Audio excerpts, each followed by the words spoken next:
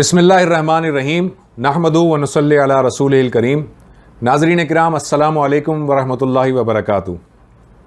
नाज़रीन, हमने पिछले प्रोग्राम में हज़रत नूह अलैहिस्सलाम से मुताल्लिक़ गुफ्तगू की थी और आपने ये देखा था कि हज़रत नूह अलैहिस्सलाम को जिन लोगों ने झुटलाया, अल्लाह ताला ने एक तूफ़ान भेजा था और उस तूफ़ान में सारे कुफ़ार को अल्लाह ताला ने गर्क कर दिया था और हज़रत नूह अलैहिस्सलाम और उनके अहले ईमान साथियों को बचा लिया गया था।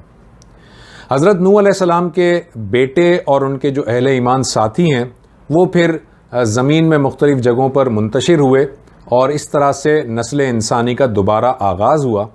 इसी वजह से हज़रत नूह अलैहिस्सलाम को आदमुस्सानी भी कहते हैं।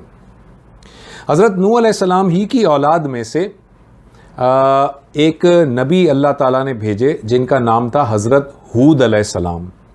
हज़रत हूद अलैहिस्सलाम हज़रत आदम अलैहिस्सलाम की 14वीं पुश्त में, जबकि हज़रत नूह अलैहिस्सलाम की 5वीं पुश्त में भेजे गए। हज़रत हूद अलैहिस्सलाम जिस कौम की तरफ भेजे गए वो कौम आद कहलाती है। यहाँ पर एक बात आपको बताते चलें कि हज़रत हूद अलैहिस्सलाम से मुताल्लिक़ बाइबल या तौरात बिल्कुल खामोश है। हज़रत हूद अलैहिस्सलाम की कोई सीरत हमें बाइबल से नहीं मिलती, मगर वहाँ पर हमें एक नाम मिलता है। हज़रत नूह अलैहिस्सलाम की औलादों में से एक शख्स का नाम हमें मिलता है इबर, और हमारे मुफस्सिरीन का ये ख़याल है कि जो इबर है जो तौरात में हमें मिलता है वही कुरान मजीद के हज़रत हूद अलैहिस्सलाम हैं। हज़रत हूद अलैहिस्सलाम को जिस सरज़मीन में भेजा गया वो सरज़मीन आपके सामने यहाँ पर मैं एक मैप दिखा रहा हूँ। इस मैप में आप ज़रा गौर से देखिए। एक तरफ आपको ओमान नज़र आ रहा है, एक तरफ यमन है, और ओमान और यमन के दरमियान एक इलाका है जिसे हज़र मौत कहते हैं। ये जो इलाका है हज़र मौत का, इस इलाके में कौम आद के 13 कबीले आबाद थे और ये पूरी की पूरी जो आबादी है ये आज अगर हम इस को जोग्राफिकली देखें तो ये मैप के अंदर हमें रुबुल खाली के नाम से एक डेज़र्ट है, पूरा रेगिस्तान है। आप यहाँ पर एक और मैप देख सकते हैं जिसमें आपको एम्प्टी क्वार्टर लिखा हुआ नज़र आ रहा है। ये एम्प्टी क्वार्टर, इसको अरबी में रुबुल खाली कहते हैं, और आप देखें इसके ऊपर की तरफ ओमान और नीचे की तरफ यमन है। तो ये है वो इलाका जहाँ पर कौम आद रहा करते थे। इन्हीं की तरफ हज़रत हूद अलैहिस्सलाम को मबूस किया गया। कौम आद को कौम आद भी कहते हैं, आदे ऊला भी कहते हैं, आदे इरम भी कहते हैं और पीपल ऑफ उबार भी कहते हैं। यानी इसके बहुत सारे नाम हैं और इसके साथ साथ इसे कौम अहकाफ भी कहते हैं। अहकाफ हक़फ़ की जमा है और इसका मतलब है रेत के बड़े बड़े टीले। कौम आद के बारे में ये भी कहा जाता है कि ये सुतूनों वाली कौम थी, इसीलिए इसे कौम इमाद भी कहा जाता है। इमाद अरबी में सुतूनों को कहते हैं। तो ये सुतूनों वाली कौम थी, यानी ये बड़े बड़े सुतून बनाया करते थे, पत्थरों के बड़े बड़े सुतून, और इनके मकानात भी उसी तरह के आलीशान मकानात हुआ करते थे। यहाँ पर एक बात और आपको बताते चलें नाजरीन के ये इस वक्त जोग्राफिकली ये पूरा का पूरा इलाका रेगिस्तान बना हुआ है, रेत के टीले और रेत के ज़र्रात हैं और इसके सिवा कुछ नहीं है। लेकिन जिस ज़माने में हज़रत हूद अलैहिस्सलाम अपनी कौम की तरफ भेजे गए थे उस वक्त ये इलाका सरसब्ज़ व शादाब हुआ करता था, बागात हुआ करते थे, खेत हुआ करते थे, चश्मे बहा करते थे, नहरें हुआ करती थीं, माल और मवेशी की फरावानी थी, और कौम आद को अल्लाह ताला ने कसरत औलाद से नवाजा था। इसके अलावा एक बात और भी मैं आपको बताता चलूँ कि कौम आद के बारे में कुरान मजीद ये सराहत के साथ बयान करता है कि कौम आद के जो लोग थे वो डेल डोल में बहुत ताकतवर थे, बहुत तनोमंद थे, और अल्लाह ताला ने कहा है कि इतने ताकतवर लोग थे ये कि इस जैसी कौम हमने पहले कभी पैदा नहीं की। और इस जैसी कौम अल्लाह ताला ने कुफ़ार को बताया कुरान मजीद में कि तुम्हें भी इतनी क़ुव्वत और ताकत हमने नहीं दी जितनी ताकत और क़ुव्वत हमने कौम आद के लोगों को दी थी। چنانچہ آپ یہاں دیکھ سکتے ہیں کہ سورہ احقاف میں آیت نمبر 26 میں اللہ تعالیٰ فرماتے ہیں اور بالیقین ہم نے قوم عاد کو وہ قدرت دی تھی جو تمہیں نہیں دی ہے. تمہیں سے مراد یہ اللہ تعالیٰ قریش مکہ کو بتا رہا ہے کہ ہم نے تمہیں وہ قوت نہیں دی جو ہم نے قوم عاد کو دی تھی. اسی طرح سے سورہ فجر آیت نمبر 8 میں اللہ تعالیٰ فرماتے ہیں کہ وہ قوم عاد وہ قوم تھی جس کی مانند کوئی قوم دنیا میں پیدا نہیں کی گئی. یعنی کہ جسمانی ساخت کے اعتبار سے جتنے طاقتور قوم عاد کے لوگ تھے اتنے طاقتور کوئی دنیا میں پیدا نہیں کیے گئے. اور ان کافروں کو یعنی قریش مکہ کو بھی اللہ تعالیٰ نے یہ بتایا کہ ہم نے تمہیں بھی اس طرح کی طاقت نہیں دی ہے. میں نے جیسے کہ کہا کہ اس کے قوم عاد کے 13 قبیلے تھے اور یہ 13 قبیلے ایک بہت وسیع و عریض علاقے میں آباد تھے جو کہ یمن سے شروع ہو کر عمان سے شروع ہو کر یمن تک یہ علاقہ پورا آتا تھا، حضر موت کا علاقہ. اور یہ پورا کا پورا سرسبز علاقہ تھا جو آج ایک ڈیزرٹ بن چکا ہے اللہ تعالیٰ کے عذاب آنے کے بعد. یہ قوم جو قوم عاد ہے جس کے 13 قبیلے تھے، یہ قوم بتوں کی پوجا کیا کرتی تھی. اور روایات میں آتا ہے کہ حضرت نوح علیہ السلام کے وصال فرمانے کے بعد یہ قوم عاد وہ پہلی قوم ہے جس نے کہ بت پرستی کی ابتدا کی. ان کے بہت سارے بت تھے جن کی یہ پوجا کیا کرتے تھے، جن میں سے بڑے مشہور بت حمود، حب، ہارا اور سمد یہ ان کے بت تھے. ان کے بارے میں یا ان کے بتوں کے بارے میں تاریخی روایات میں یا ہسٹوریکلی ہمیں ان کی کوئی امیجز وغیرہ تو نہیں ملتی.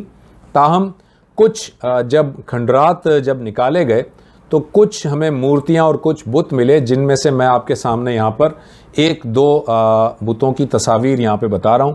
یہ آپ دیکھ سکتے ہیں کہ بہت بڑے پتھر میں یہ بت تراشا گیا ہے، یعنی ایک بہت بڑی چٹان ہے جس کو تراش کر یہ بت کا ایک مجسمہ بنایا گیا ہے.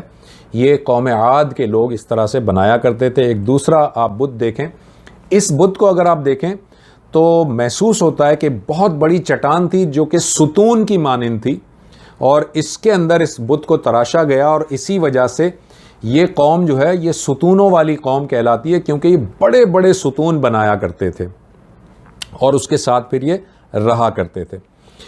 حضرت ہود علیہ السلام جب اپنی قوم کی طرف یعنی قوم عاد کی طرف بھیجے گئے تو حضرت ہود علیہ السلام نے انہیں تنبیہ کی، انہیں متنبہ کیا، انہیں اللہ تعالیٰ کے عذاب سے ڈرایا اور انہیں یہ بتایا کہ اے لوگو، تمہیں یاد ہوگا کہ حضرت نوح علیہ السلام کے وقت اللہ تعالیٰ نے تمہاری مدد کی تھی، تمہیں اس طوفان سے بچایا تھا. تم توحید پر قائم رہو، تم بت پرستی چھوڑ دو.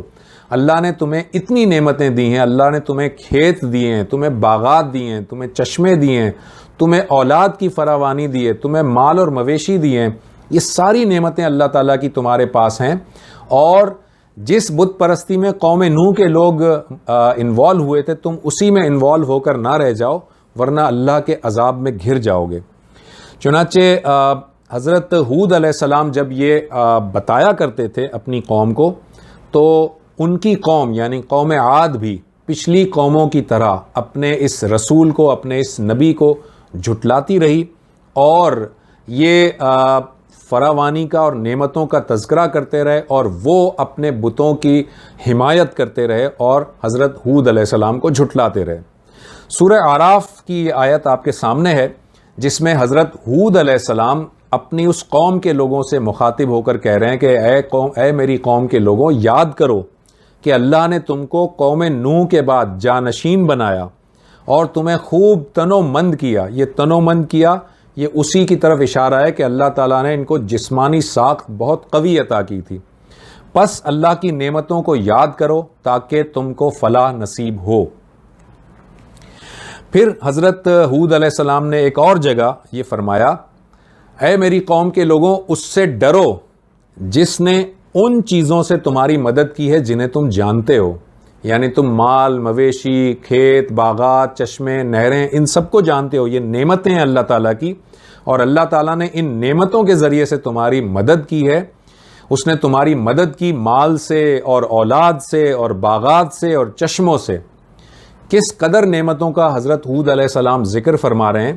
اور ان کی جو قوم تھی وہ اتنی ہٹ دھرم تھی کہ ان کی قوم کہتی تھی کہ اے ہود، آپ کو لگتا ہے ہمارے کسی معبود نے، ہمارے کسی دیوتا نے آپ کو آصیب زدہ کر دیا ہے، تو خدا نخواستہ نعوذ باللہ آپ جو ہے وہ آصیب زدہ ہو گئے. آپ دیکھیں یہاں پر سورہ ہود کے اندر وہ قوم کے لوگ کہتے تھے ہم تو یہی کہتے ہیں کہ تجھے سے مراد حضرت ہود علیہ السلام کو، ہم تو یہی کہتے ہیں کہ تجھے ہمارے کسی معبود نے آصیب زدہ کر دیا ہے.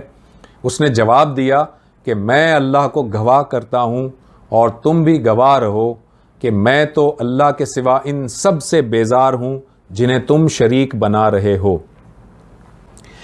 تو وہ لوگ کیا کہتے تھے؟ وہ کہتے تھے کہ اے ہود، آپ کیا چاہتے ہیں کہ ہم آپ کے اس بتانے پر، آپ کی اس دعوت پر اپنے ان معبودوں کو چھوڑ دیں جنہیں کہ ہمارے باپ اور دادا پوجتے ہوئے چلے آ رہے ہیں؟ ایسا کیسے ہو سکتا ہے؟ تو یہ آپ کے سامنے جو سورہ اعراف کی آیت نمبر 70 ہے، اس میں قوم کے لوگوں نے ان سے کہا، انہوں نے کہا کہ کیا آپ ہمارے پاس اس واسطے آئے ہیں کہ ہم صرف اللہ ہی کی عبادت کریں اور جن کو ہمارے باپ دادا پوجتے تھے ان کو چھوڑ دیں؟ بس ہم کو جس عذاب کی دھمکی دیتے ہو اس کو ہمارے پاس منگوا دو اگر تم سچے ہو. یعنی یہ حضرت ہود علیہ السلام سے کہنے لگے کہ ہم اپنے باپ داداؤں کے معبودوں کو ہرگز نہیں چھوڑیں گے، اور جس اللہ کے عذاب سے آپ ہمیں ڈراتے ہیں وہ ہمارے اوپر لے آئیے. اتنی ڈھٹائی کے ساتھ انہوں نے بات کی اور اتنی جسارت کی انہوں نے کہ انہوں نے اپنے پیغمبر کے ذریعے اللہ تعالیٰ کے عذاب کو دعوت دی. آپ یہاں پر حضرت ہود علیہ السلام نے جب یہ دیکھا کہ وہ اس طرح سے گفتگو کر رہے ہیں تو حضرت ہود علیہ السلام کے نہ صرف وہ ان کے مخالف ہو گئے بلکہ ان کو بھی تنگ کرنا شروع کر دیا، ان کو ستانا شروع کر دیا، ان کو تکالیف دینی شروع کر دیں. تو اس وقت حضرت ہود علیہ السلام نے اللہ تعالیٰ پر بھروسہ کیا، اللہ تعالیٰ پر توکل کیا، اور حضرت ہود علیہ السلام نے اپنی قوم سے کہا، یہ آپ کے سامنے سورہ ہود ہے، اس میں حضرت ہود علیہ السلام نے فرمایا، اچھا تو تم سب مل کر میرے خلاف چالیں چل لو اور مجھے بالکل بھی مہلت نہ دو. میرا بھروسہ صرف اللہ تعالیٰ پر ہے جو میرا اور تم سب کا پروردگار ہے. کوئی جاندار ایسا نہیں جس کی چوٹی اس کے ہاتھ میں نہ ہو، یعنی کوئی جاندار ایسا نہیں جس کے جان جو ہے وہ اللہ کے قبضے میں نہ ہو. یقیناً میرا رب بالکل صحیح راہ پر ہے، پس اگر تم روح گردانی کرو تو کرو، میں تو تمہیں وہ پیغام پہنچا چکا جو دے کر مجھے تمہاری طرف بھیجا گیا تھا. میرا رب تمہارے قائم مقام اور لوگوں کو کر دے گا اور تم اس کا کچھ بھی بگاڑ نہ سکو گے. یقیناً میرا پروردگار ہر چیز پر نگہبان ہے.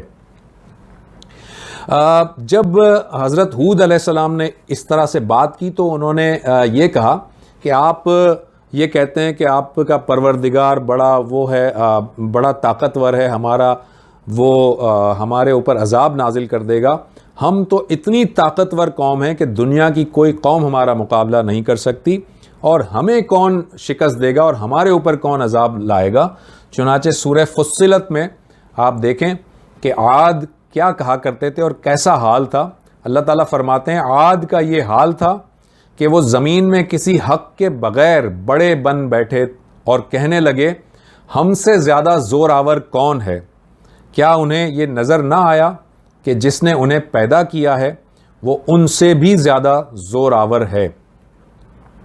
یہ ساری جو گفتگو ہوئی ناظرین، اس گفتگو کے بعد انہوں نے یعنی کہ ڈٹائی کے ساتھ اور جسارت کے ساتھ اللہ تعالیٰ کے عذاب کو دعوت دی، اپنے پیغمبر کو طرح طرح سے تکالیف دیں، ان کی جان کے دشمن ہو گئے. اور جب یہ سارا معاملہ ہوا اور اپنے گھمنڈ اور اپنے تکبر میں آ گئے تو پھر اللہ تعالیٰ نے ان کے عذاب کا فیصلہ کر دیا اور سیدنا ہود علیہ السلام کو اس سے اللہ تعالیٰ نے مطلع بھی کر دیا. کس طرح کا عذاب ان کی قوم پر آیا، کیسے آیا اور کیا تفصیل ہیں، اس کو انشاءاللہ تعالیٰ ہم اگلے پروگرام میں ڈسکس کریں گے. آج ہم نے حضرت ہود علیہ السلام سے متعلق یہ پہلا پارٹ اس کا مکمل کیا. نیکسٹ ایپیسوڈ میں انشاءاللہ تعالیٰ یہیں سے میں اپنی گفتگو کا آغاز کروں گا. اگلے پروگرام تک کے لیے ڈاکٹر زبیر احمد کو اجازت دیجیے. اللہ حافظ.